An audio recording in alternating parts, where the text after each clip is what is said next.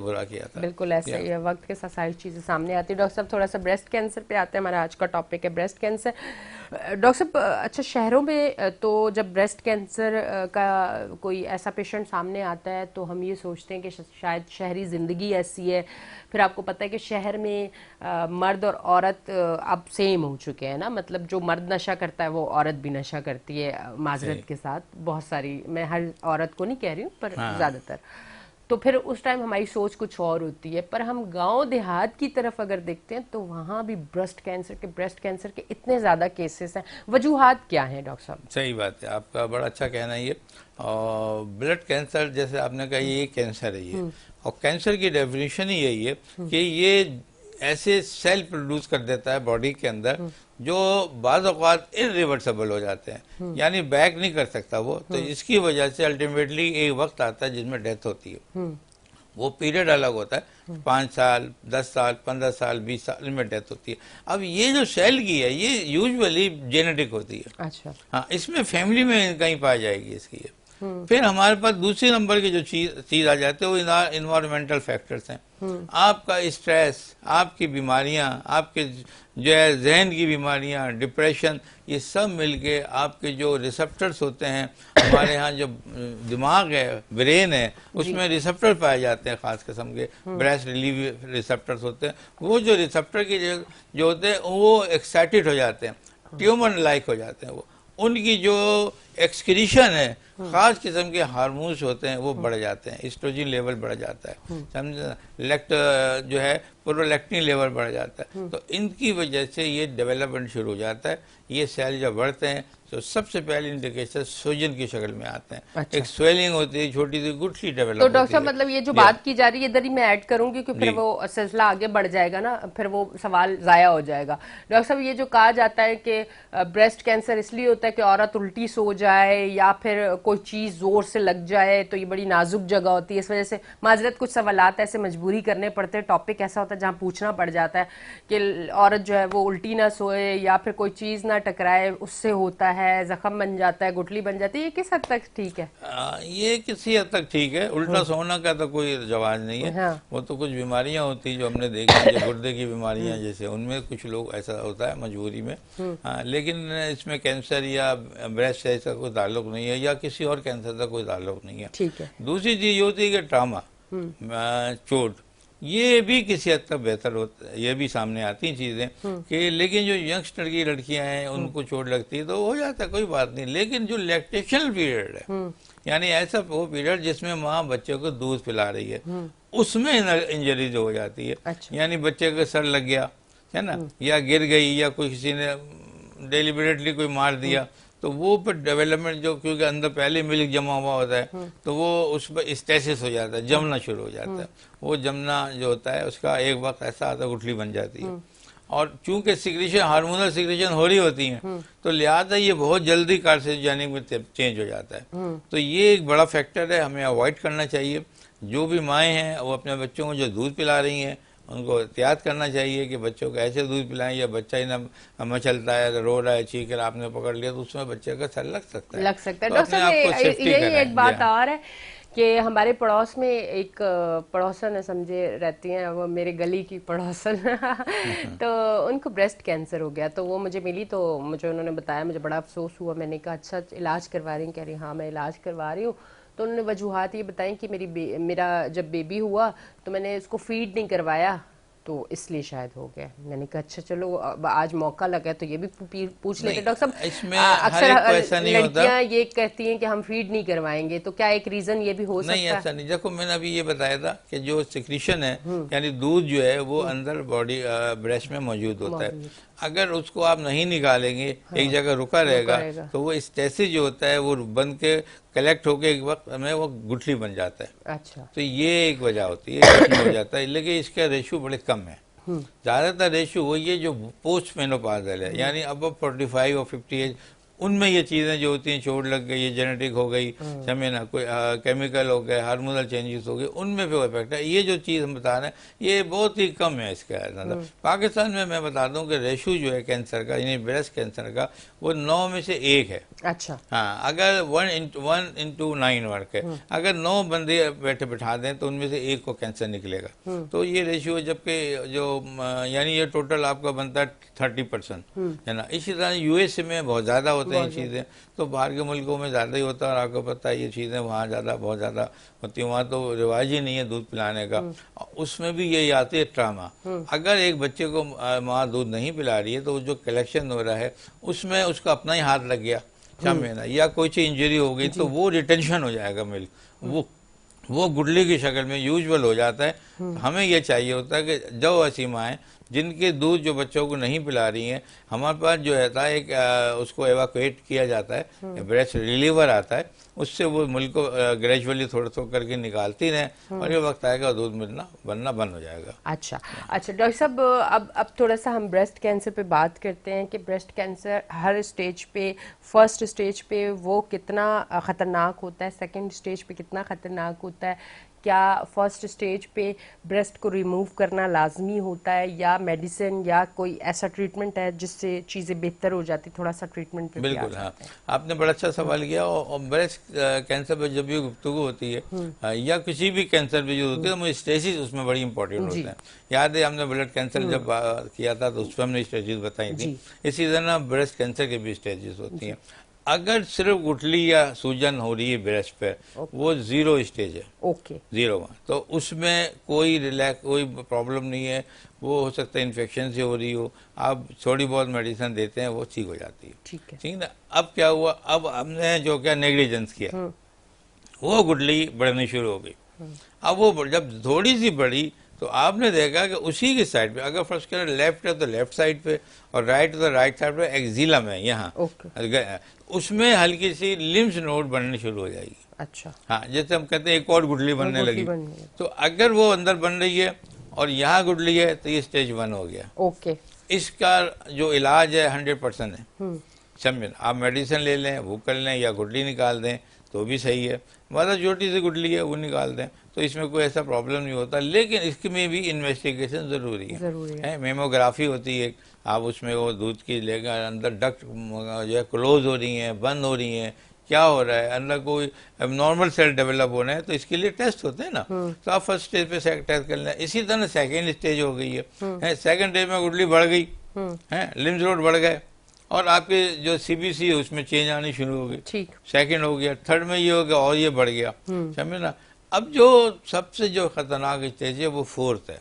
अच्छा। हाँ, चौथी स्टेज में ऐसा होता है कि जहाँ जो अपनी जगह जो ब्रेस्ट है वो मेटास्टेसिस हो जाता है, उसका आसपास के हिस्सों में चली जाती है, इनफिल्ट्रेशन हो जाती है। यानी लीवर सेल ने लीवर में चली गई, समझना, इधर पीछे स्प्लीन है तो उसमें चली गई, बातों का लंग्स में आ जाती है। तो ये जो मेटास्टेसिस हुआ ये आपके लिए समझ लो जानलेवा है। लेकिन अगर इनका इलाज केमोथेरेपी भी है, समझे। इसका अगर इस स्टेज पे आप ब्रेस्ट को हटवाते हैं, सर्जरी करवाते हैं, तो मेरे नज़र में ये बड़ा डेंजरस है। अच्छा। हाँ, ऐसा अब चूंकि वो फैल गया ना, सेकेंडरी चली गई, तो अब हमें इसको हटाने का फायदा नहीं है। अब वो केमोथेरेपी आप करेंगे, जो इनकी कैंसर की ड्रग्स हैं वो आप लेंगे तो शायद वो आपको सेव कर लें, मगर इसमें ज़्यादा होता नहीं है ऐसा। ब्लड कम हो जाएगा, समझे ना, और इसके साथ सेल कम हो जाएंगे, वीकनेस हो जाएगी, और ये जो कमज़ोरी इसमें कैंसर में कमज़ोर हो जाते हैं। तो इसकी वजह ये होती है, ये जो गुठली है इसमें ट्यूमर सेल है, उनको ग़िज़ा चाहिए, हाँ, ग्रोथ के लिए वो बढ़ते हैं ना, उनको ब्लड चाहिए। आप जो खा पी रहे वो वहाँ चला जाएगा, खासतौर ब्लड तो पूरा ही चला जाएगा। तो ये ब्लड से फुल हो जाते हैं ये। अगर किसी तरह से आप डैमेज करते हैं तो ब्लीडिंग हो जाती है। अब ये सारे बॉडी का कलेक्ट कर लेते हैं ब्लड, इसलिए ऐसा बंदा बड़ा कमज़ोर होने लग जाता है ना। तो 4th स्टेज की जो अगर अच्छा गुड लक है, आपने केमोथेरेपी भी कर ली और ज़्यादा मेटास्टेसिस नहीं हुआ है, तो इसमें सेफ हो जाता है, किसी हद तक सेफ हो जाता है। वरना ये भी 5 से 10 साल का लाइफ है इसकी, है, बाद होगा 5 साल से भी कम होती है इसकी लाइफ। तो ये स्टेजेस जो मैंने बताया 0 पे 1 2 3 4 तक आता है, ये बड़े डेंजरस हो जाते हैं। हमें चाहिए कि पहली स्टेज पे ही चले जाएं। जैसे पेशेंट आ गए मेरे पास, मैंने देखा कि इसको पेन हो रहा है और लिम्स नोड आ रही हैं, तो लेकिन वो पेशेंट जो है वो बहुत ज़्यादा बातों को नहीं बता पाता। आपने भेज दिया टेस्ट करने के लिए, मालूम हुआ कैंसर सेल डेवलप हो रहे हैं अंदर, उसी वक्त जाके हमने कहा इसको हटवा दो, ये लिम्स नोड, ब्रेस्ट नहीं हटा रहे हैं, वो गुठली हटा रहे हैं खाली, वो हटा दिया हटा दिया। अभी मेरे पास पेशेंट वो आते बिल्कुल नॉर्मल हो गए, ठीक हो गया। इसी तरह के 4 स्टेज ब्रेस्ट कैंसर के मेरे पास भी कुछ पेशेंट थे जिनको जो है वो ट्रीटमेंट हुआ और आज माशाल्लाह वो भी सही हो गए, वो भी ठीक हो गए। तो पहले क्योंकि हमारे पास इलाज इसका नहीं होता था इतना ज़्यादा, केमोथेरेपी नाम है लेकिन ड्रग इसके अंदर जो पाया जाता है वो इम्प्रूव कर रहे हैं ना, डे बाई डे इम्प्रूवमेंट हो रही है उनकी जो एफिकेसी बढ़ती चली जा रही है, तो कैंसर भी कंट्रोल में आ रहा है ये। तो ये बड़ी अच्छी बात है कि साइंस इस बड़ी अच्छी तरक्की कर रही है। लेकिन हमें ये चाहिए कि जो भी पेशेंट है कैंसर का वो फौरी तौर पर रुजू करे। हमारे यहाँ 1-2 डेथ मैंने ऐसी भी देखी हैं उनको मैंने भी एडवाइस कर दिया और डॉक्टर ने एडवाइस कर दिया कि आप जाएं थोड़ी सर्जरी करा लें, अभी कुछ नहीं है, 2nd और 3rd स्टेज है, आप भी कर नहीं, हम तो नहीं करा सकते। और होम्योपैथिक की या ऐसी कोई दूसरी दवाइयाँ उन्होंने लेनी शुरू की।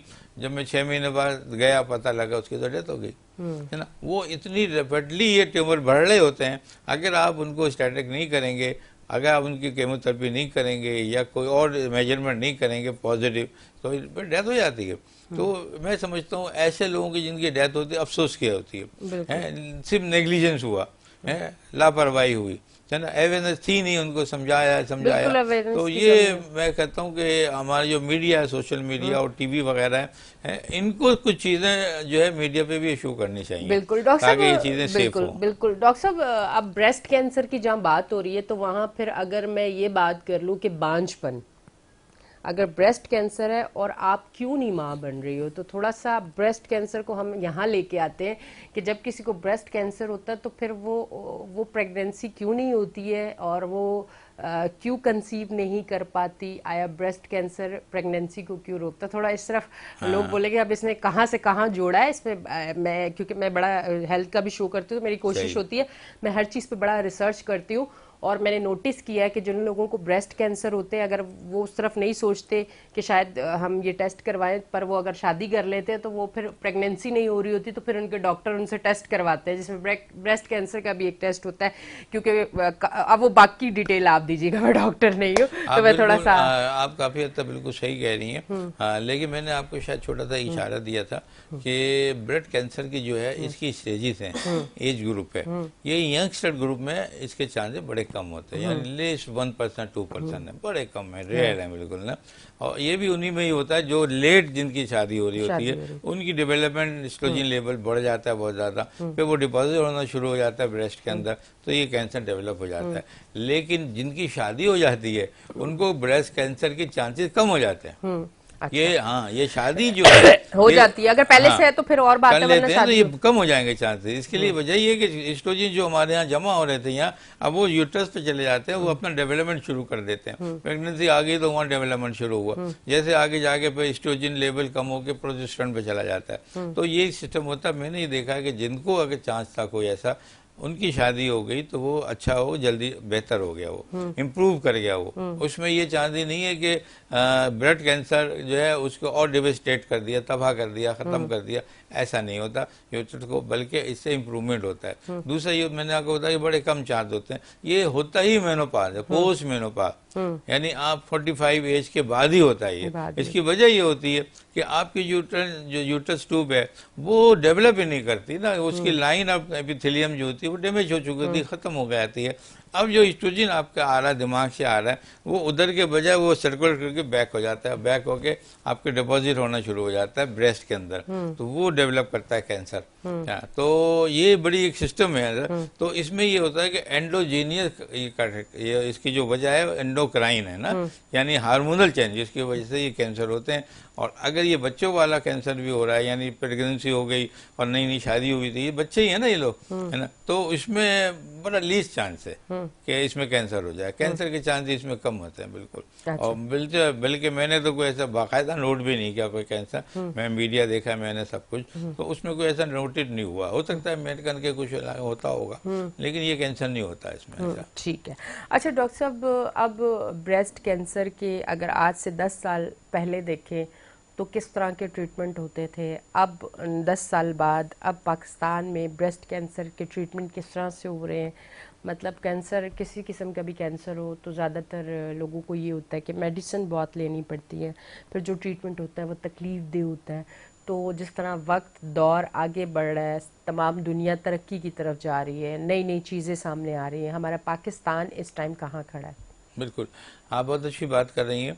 पाकिस्तान डेफिनेटली अदर कंट्री जो डेवलप कंट्री हैं अमेरिका से बहुत पीछे है। यानी आप समझ लें कि कम से कम 20 to 30 ईयर पीछे है ये, और बाद औक़ात तो 50% कहते हैं, इतना पीछे पाकिस्तान है ना। लेकिन हमारे यहाँ ये होता है कि डॉक्टर सर्जन जो पढ़ के आते हैं वो बाहर से ही पढ़ के आते हैं। तो हमारे यहाँ अब तो खैर लोगों ने बहुत मशीनरी लगा ली है, लेकिन हमारे पास इतनी मशीनरी नहीं है। लैक ऑफ मशीनरी की वजह से हमारे पास ये इनमें डेथ होती है। ये अब चूँकि पहले में और अब में जो वाज़ेह फ़र्क है वो अवेयरनेस का है। वो अभी हमारी जो मीडिया है, सोशल मीडिया है, उसकी थ्रू हर मरीज़ ये समझ लेता है कि उसको फौरी तौर पर अगर इस किस्म की डेवलपमेंट हो रही है, कोई गुठली बन रही है या कोई अंदर जब ज़िला में कोई लिम्फ नोड बन रहे हैं, तो फौरी तौर पर डॉक्टर के पास जाए। ये अवेयरनेस बढ़ गई।